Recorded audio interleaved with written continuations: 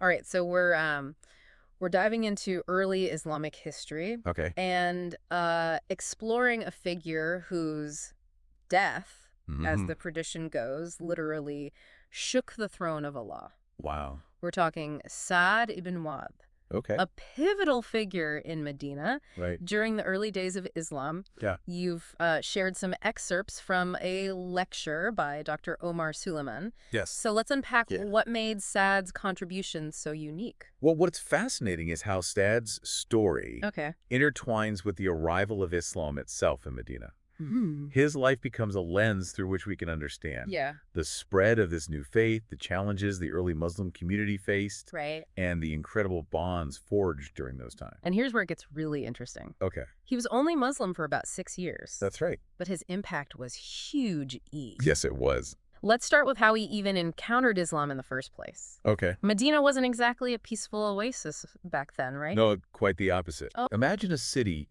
riddled with tribal feuds, right. with the Asus and the Khazraj tribes locked in a bitter rivalry. Okay. This was the backdrop against which Islam emerged. So Sad, the chief of the Akazars tribe, was deeply embedded in this system. Yeah. How did Islam even penetrate this environment? Well, the Prophet Muhammad had sent Musab ibn Umair Okay. to Medina to spread the message of Islam. Right. Musab was incredibly successful, Okay. and his teachings began to take root, Yeah. even amongst the warring tribes. Mm. But naturally, this new faith and its growing influence Yeah. was met with some resistance, Especially from someone like Sad, who held a lot of power of course. in the existing order. Right. What was his initial reaction to Islam? Well, he was skeptical, Sure. as you'd expect. All right. In fact, he sent his own cousin, Said, Okay. to investigate Musab's teachings and try to put a stop to it. To try and shut it down? Yeah, he saw it as a disruption to the fragile peace that existed. So Sad, the enforcer, goes to shut down this burgeoning religious movement. Exactly. I have a feeling this didn't go as Sad planned. It backfired spectacularly. Oh. Yusin was so deeply moved by what he heard from Musab that he converted to Islam that very same day. Wow. This obviously shook Saad, Yeah. who then decided he had to see for himself what was going on. So Saad, the chief of the Yusufs, Yes. goes to confront Musab. Right. This sounds like it could have gone south really quickly. Yeah. What happened when they finally met? You'd expect a clash. Yeah. But what's remarkable is that, just like his cousin, Okay. Saad was completely won over by Musab's words. Really? He embraced Islam on that very same day. Wow. Think about it, from skeptic to convert in a single encounter. That's incredible. It is. This rapid conversion, especially for a leader like Saad, tells us something about the power of early Islam's message, wouldn't you say? Absolutely. It must have resonated deeply with what people were seeking at the time. Yeah. And looking at Saad's character, which we'll get into more later, Okay. I think the message of unity, justice, and submission to a higher purpose Right. must have appealed to his own sense of fairness and leadership. Okay, so Saad becomes a Muslim, Yes. but he's not just any convert. Right. He's the leader of the Hamas tribe. Exactly. This must have had a ripple effect, right? Of course.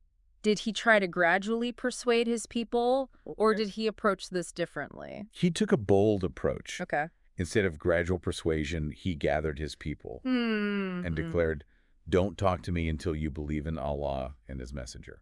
Wow. Quite a statement. That's quite the ultimatum. It is. It speaks to his leadership style, decisive and impactful, and it worked. It did. His entire tribe embraced Islam in that single gathering. Amazing. But then, of course, this growing Muslim community in Medina starts facing external threats. Right. This brings us to the Battle of Badr, Okay. the first major conflict between the Muslims and the Meccanin. Yes. Can you set the scene for us here? So the Muslims were vastly outnumbered Okay. and out-equipped by the Meccan forces. Oh, wow. Also keep in mind that the Ansar, the Muslims of Medina, Right. weren't obligated to fight in this battle. Really? Their pledge to the Prophet was to defend him within Medina, Okay. and Badr was outside their territory. So strategically speaking, the Ansar could have sat this one out. That's right. What was their reaction when the call to arms came? Well, they were deeply committed to the Prophet Yeah. and the cause of Islam. Hmm.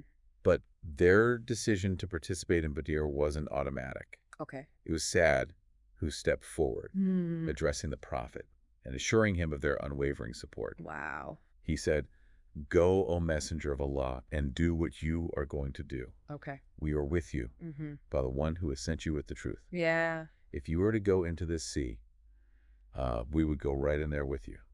Powerful words. Powerful words indeed. His words effectively dissolved the distinction between the Muslims from Mecca, the Muhajirin, and those from Medina, the Ansar. It unified them under one banner. Exactly. What a defining moment for the Muslim community. It was. And for Saad, it further solidified his position as a leader. Precisely. And it's worth noting that Saad wasn't just a vocal supporter. Right. He was right there in the thick of the battle. Yes. Fighting bravely alongside the Prophet. He was. Demonstrating his courage and his commitment to this new faith. Absolutely. So he's a warrior and a leader. He is. Did his influence extend beyond the battlefield as well? Absolutely. After the Battle of Badr, there was much discussion about how to handle the prisoners of war. Right. Saad, known for his wisdom and fairness, was consulted by the Prophet. This shows the kind of trust the Prophet placed in him. Interesting. So Saad's judgment was valued even by the Prophet. It was. What was his counsel in this situation? He advised a course of action that balanced justice with mercy. This ability to navigate complex situations with sensitivity and understanding further cemented his reputation as a wise and balanced leader. But the peace after Badr was short-lived. The next major event, the Battle of the Trench, Go ahead. brought about an even more dire situation for the Muslims. Okay, before we dive into that, let's pause for a moment Sure. and reflect on what we've learned so far. Okay. In just a few years, Saad goes from being a tribal leader steeped in the existing power structures of Medina to becoming a leading figure in this nascent Muslim community. Yeah. It's fascinating how quickly his life changes and how he embraces these changes with such conviction. It's a testament to his character and also to the transformative power of the message he embraced. Right. But as you mentioned, the challenges were far from over. Right. The Battle of the Trench would test the limits Yeah. of the Muslim community's strength and resilience. Okay. And once again, Saad's leadership would be crucial. This is where I imagine things get really intense. They do. Let's delve into that in part 2 of our deep dive. Okay, sounds good. So welcome back. Okay. When we left off, Yeah. the stage was set for the Battle of the Trench, Right. a conflict that would push the Muslims to their limits. Okay. Can you tell us a bit more about the context of this battle? Sure. What made it such a perilous situation? Well, the Muslims were facing a massive Confederate army, vastly outnumbering them. Wow. They were essentially besieged in Medina with enemies at their gates. Yeah. But to make matters worse, they were also betrayed from within by a Jewish tribe, the Banu Qurayza, who had previously been allied with them. So this betrayal was a D-glow. Yeah. Imagine you're already facing a formidable enemy force. Right. And then you discover that allies you thought you could rely on have turned against you. Yeah. The psychological impact of this betrayal must have been immense. Absolutely. How did the Muslims respond to this crisis? So the Prophet Muhammad, guided by revelation, Okay. decided to dig a trench around Medina, using the natural terrain to their advantage. This was a brilliant strategic move. Yeah. Creating a significant obstacle for the attacking forces. Okay. But even with the trench, the situation remained incredibly tense. Yeah. The Muslims were outnumbered and under constant threat. Amidst all this chaos and uncertainty, Saad ibn Muadh steps up once again, demonstrating his unwavering loyalty and his strategic thinking. Okay. He was tasked with investigating the Banu Qurayza, a very dangerous mission, requiring him to act as a spy within his own city. Wow. This wasn't just gathering intel. This was a high-stakes operation. Right. He had to act as though he was unaware of the plot while trying to confirm their intentions. Yes. Essentially, he was playing a role to protect the community. Precisely, he had to gain their trust. Yeah. Play along with their deception and get them to reveal their plans. Right. And he did all this successfully. Wow. Confirming their betrayal and providing crucial intelligence. That allowed the Muslims to prepare for a potential attack from within. Okay, so Saad's actions were instrumental in ensuring the survival of the Muslims during the siege. They really were. It's remarkable how even when facing such immense external pressure, the Muslims also had to contend with threats from within. Yeah. It speaks volumes about the complexities of this period. It does. And the weight of responsibility that leaders like Saad carried. Indeed. Yeah. The Battle of the Trench wasn't just about military strength. Right. It was also about psychological resilience. Okay. And the ability to maintain unity in the face of betrayal and fear. Right. And through it all. Yeah. Saad's unwavering commitment to the Prophet and the Muslim community shines through. So after a long and grueling siege, Yes. the Muslims, by the grace of God, emerge victorious. The Confederate armies, weakened by internal conflicts Right. and demoralized by their inability to breach Medina's defenses, eventually withdraw. They do. The Banu Qurayza, now completely exposed, Yeah. surrender to the Prophet Muhammad. They do. What was their fate? Well, they faced judgment for their treachery. Okay. And in a remarkable display of fairness, they were allowed to choose their own judge. Interesting. They chose Saad ibn Muadh. Given that Saad was known for his fairness and integrity, Right. it's understandable why they might see him as their best hope, even after betraying the Muslims. But imagine the weight of that responsibility. Wow. Saad had to judge his own former allies. Yeah. People he had once considered partners in peace, who had now turned against the community. Right. How did he approach this incredibly difficult task? He delivered a judgment Okay. that aligned with both Islamic law and the Jewish law of the time. Okay. It was a judgment that reflected the gravity of the situation. Right. The Banu Qurayza had actively conspired with the enemies of the Muslims, Yeah. putting the entire community at risk. This raises an important question. Okay. Was Saad's judgment driven by a desire for revenge? Or was it purely about upholding the law and ensuring the safety of the community? To understand Saad's actions, we need to remember his character. Okay. Even before embracing Islam. He was known for his fairness, his commitment to justice, and his adherence to established laws. Okay. His judgment wasn't about personal vendetta. Right. It was about applying the prevailing legal framework in a situation of extreme betrayal and potential genocide. So Saad wasn't acting out of anger or personal animosity. It wasn't. He was fulfilling a responsibility, Yeah. guided by his understanding of the law and his commitment to justice. That's right.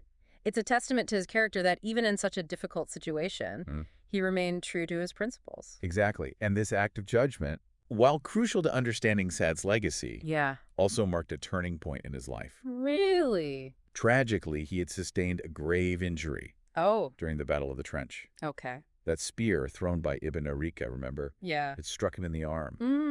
And the wound turned out to be much more serious than initially thought. So despite surviving the battle and delivering this weighty judgment, Saad's story takes a somber turn. Yes, the wound became infected. Okay. And his condition deteriorated rapidly. He was in immense pain. Yeah. But his primary concern wasn't his own suffering. Wow. As he lay dying. Okay. He uttered a poignant dua, a prayer that revealed his selfless character. Even in his final moments, what was on his mind? He said, "Oh Allah, you know that I love nothing more than to fight for your cause alongside your prophet. Okay. Oh Allah, if there is any fighting left to be done against Quraysh, allow me to live to witness it. But if the war with them is over, then take me as a martyr." Wow. Imagine that facing death. Yeah. His thoughts are still with the prophet, with the community, Right. and with the struggle for Islam. It's a testament to his unwavering faith. It is. And his complete devotion to a cause greater than himself. His words highlight a level of selflessness that is truly inspiring. And this brings us to a truly remarkable event that occurred upon Saad's death. Right. The Prophet Muhammad revealed that at the moment Saad passed away, the throne of Allah shook. Wow. It said that the angels themselves rejoiced at his arrival in paradise, recognizing the immense virtue and piety he embodied. This imagery of the throne shaking is truly powerful. It is. It speaks to the magnitude of his impact, not just in the earthly realm, Right. but on a cosmic scale. Exactly. What can we learn from this tradition about the way actions in this life resonate in the divine realm? Well, it suggests that a life lived in righteousness, a life dedicated to justice and truth, can have an impact that extends far beyond our earthly existence. Yeah. Saad's story tells us that even a life that is short in terms of years can be incredibly meaningful and impactful when it is lived with purpose and sincere faith. So we see Saad's journey from tribal leader to Muslim convert, his unwavering loyalty, his bravery in battle, his commitment to justice, and ultimately his profound impact that resonates even in the heavens. It does. But there's more to his story, isn't there? There is. Beyond the grand events and the pivotal moments, what was Saad like as a person? That's where we'll pick up in part 3. Okay. We'll delve into the details of his personal life, his character, his relationships, and the lessons we can draw from his legacy. So welcome back to our deep dive into the life of Saad ibn Muadh. Okay. We've covered his incredible journey, his conversion to Islam, his leadership during pivotal battles, his unwavering commitment to justice, and his profound impact that, as tradition tells us, even shook the throne of Allah. Powerful stuff. It's clear he achieved so much in a relatively short time. He did. But beyond those major events, I'm curious to understand Saad the person. Okay. What was he like outside of the battlefield and the political arena? That's a great question. Yeah. It's easy to get caught up in the grand narratives of battles and leadership. Right. But to truly grasp Saad's impact, we need to look at the man himself. He wasn't simply a warrior or a political figure. He was a man transformed by his faith. Yeah. His embrace of Islam wasn't just a change in belief. Right. It permeated every aspect of his life. So how did this transformation manifest in his daily interactions, in the way he treated others? One of those striking things about Saad was his generosity. He was known to give away his possessions. Really? Even when he had little himself. Wow. There are accounts of him sharing his food, his clothing, whatever he had with those in need. Okay. And this wasn't just an occasional act. Yeah. It was a defining characteristic. That's interesting. It is. Especially considering his background as a tribal leader. You'd think someone accustomed to authority and a certain level of material comfort might struggle with such selflessness. Yeah, you would think so. What do you think drove this generosity? I think it speaks to the depth of his faith. Okay. Saad understood that true leadership wasn't about power or accumulating wealth. It was about serving others. And embodying the values he believed in. Okay. There's a story that perfectly illustrates this point. Okay. Let's hear it. The Prophet Muhammad was once wearing a beautiful garment, a gift from a foreign dignitary. Okay. The companions were admiring the cloth, commenting on its quality. I imagine this was a rare and valuable garment. It was. Something quite impressive to behold. It was. Yeah. And the Prophet, sensing a teaching moment, asked his companions, "Do you think this garment is worth anything?" Okay, they of course responded, "Yes, messenger of Allah, it's magnificent." Yeah, of course. But then the Prophet said something unexpected. Oh. He said, "I swear by Allah, the handkerchief of Saad in paradise is better than this garment." Wow, that statement carries so much weight. It does. It's saying that Saad's simple cloth, imbued with the virtue of its owner, outshines even the most exquisite worldly possessions. Exactly. It shifts our perspective on what true value means. It does. Yeah. It shows us that true wealth, in the eyes of God, is measured not by material possessions, but by piety and righteous actions. Okay. Saad's simple handkerchief, representing his good deeds and sincere faith, becomes a powerful symbol of his spiritual richness. This story challenges us to examine our own priorities, doesn't it? It does. It reminds us that ultimately, the legacy we leave behind is defined not by what we accumulate in this world, but by how we live our lives and the impact we have on others. Precisely. So we've talked about his generosity. Yeah. But what about his other personal qualities? What was he like in his interactions with others? Well, those who knew Saad described him as kind, gentle, and approachable. He had a unique ability to connect with people from all walks of life. He treated everyone with respect and fairness, regardless of their social status or tribal affiliation. He was a man of strong principles, but he was also known for his understanding. And his ability to empathize with others. It sounds like he struck a balance. He did. Between being a strong and decisive leader and being a genuinely good person. It's a combination that's not always easy to find. It's not. And to think he was only in his early 30s when he passed away. I know. He had so much more to offer. So much potential to fulfill. It is tragic that his life was cut short. Yeah, it is. But even in that short time, he left an indelible mark on the world. Right. He showed us the transformative power of faith, the importance of standing up for justice, and the enduring value of a life lived in service to others. His story continues to resonate centuries later. It does. Inspiring us to strive for excellence in our own times. Right. And to make a positive difference in the world around us. So as we wrap up this deep dive, Okay.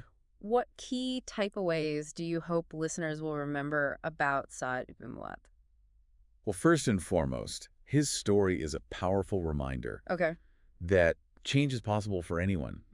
He went from a tribal leader embedded in the existing power structures to becoming a devout Muslim who dedicated his life to a higher purpose. His journey highlights the transformative power of faith and the importance of being open to new ideas. It's a reminder that we should never underestimate the potential for change. I agree. Within ourselves and within others. Absolutely, and beyond his conversion. Saad's life highlights the importance of loyalty, courage, and standing firm in your convictions.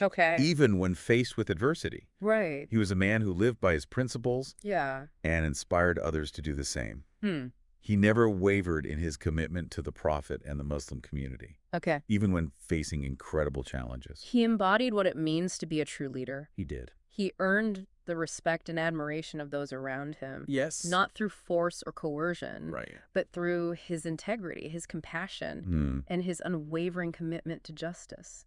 And finally, Saad's story reminds us that true wealth lies not in material possessions or worldly achievements, but in the impact we have on others. And the good deeds we leave behind. A simple handkerchief imbued with the virtue of its owner became a symbol of immense spiritual wealth in the afterlife. It's a beautiful and profound image that underscores the importance of living a life that is pleasing to God. So what stands out to you most about Saad's story? That's a good question. What lessons resonate with you the most? Well, And we'd love to hear your thoughts. Until next time, keep diving deep and keep seeking knowledge.